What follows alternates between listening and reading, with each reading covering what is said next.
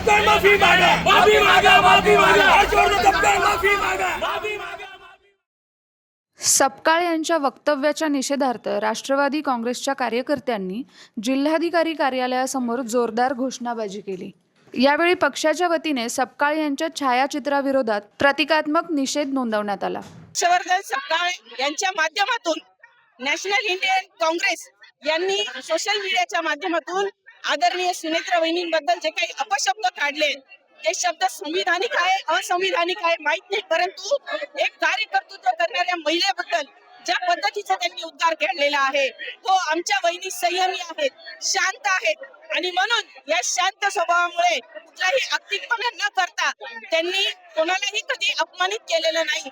आणि ज्या पद्धतीने आज दादांना 6 महिने झाले जाऊन आणि त्यांच्या धर्मपत्नीबद्दल ज्या पद्धतीचे उद्गार या काँग्रेसने काढलेले आहे त्यांना वहिनींची माफी मागावीच लागेल। त्यानंतर राष्ट्रवादी काँग्रेसचा मोर्चा काँग्रेस भवनाकडे निघाला। काँग्रेस भवनासमोर दोन्ही पक्षांचे कार्यकर्ते समोरासमोर आल्यानंतर काही काळ घोषणाबाजी झाली। परिस्थिती नियंत्रणात ठेवण्यासाठी पोलिसांनी अतिरिक्त बंदोबस्त तैनात केला। काँग्रेसचे कोणीतरी अध्यक्ष आहे, त्यांना कोणी महाराष्ट्रामध्ये ओळखत नाही आणि म्हणून त्यांनी आदरणीय सुनेत्रा वहिनी राष्ट्रवादी काँग्रेस पक्षाच्या आदरणीय राष्ट्रीय अध्यक्ष आणि उपमुख्यमंत्री यांच्यावरती गुंगीगुडिया असा आरोप केला।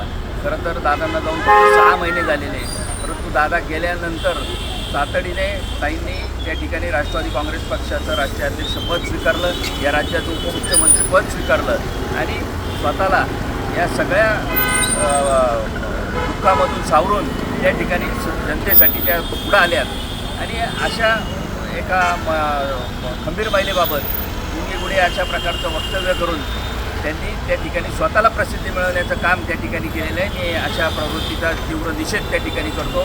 ज्या पक्षाचं नेतृत्व करतात त्यांच्या पक्षाचं नेतृत्व सुद्धा स्वर्गीय इंदिरा गांधी, प्रियंका गांधी, सोनिया गांधी या सगळ्या महिलांनी नेतृत्व केले। त्यामुळे त्यांना आमच्या वहिनींबद्दल जे त्यांनी वक्तव्य केलं त्यामुळे त्यांनी माफी मागितली। यावेळी राष्ट्रवादी काँग्रेसच्या पदाधिकाऱ्यांनी निषेध करत काँग्रेसने याबाबत भूमिका स्पष्ट करावी अशी मागणी केली।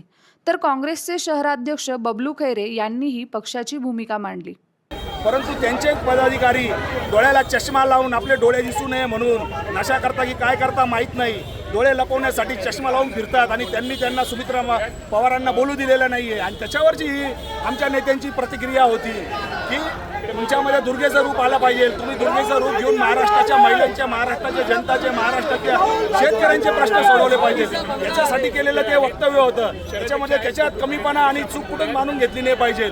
स्वतः इंदिरा गांधींना सुद्धा असं म्हटलं गेलं नव्हतं आणि त्याच्यानंतर इंदिरा गांधींनी दुर्गेचं रूप दाखवून या देशाची जी सेवा केलेली ही सर्वश्रुत असताना हे अशा प्रकारे हुल्लडगिरी करायची, मवालीगिरी करायची, गुंडगिरी करायची, काँग्रेस पक्ष याच्या पुढे यांच्यासमोर कधीच झुकणार नाही। या गुंडांपुढे मावल्यांसमोर काँग्रेस पक्ष कधीच झुकणार नाही। काँग्रेस पक्ष कायम संघर्ष करत आलेला आहे। गुंगी गुडिया या वक्तव्यावरून सुरू झालेला वाद आता रस्त्यावर पोहोचला आहे। नाशिकमध्ये झालेल्या या आंदोलनानंतर दोन्ही पक्षातील आरोप प्रत्यारोप आणखी तीव्र होण्याची शक्यता व्यक्त केली जात असून या राजकीय घडामोडींवर सर्वांचेच लक्ष लागले आहे। नितीन चंद्र मोरे, आपलं नाशिक।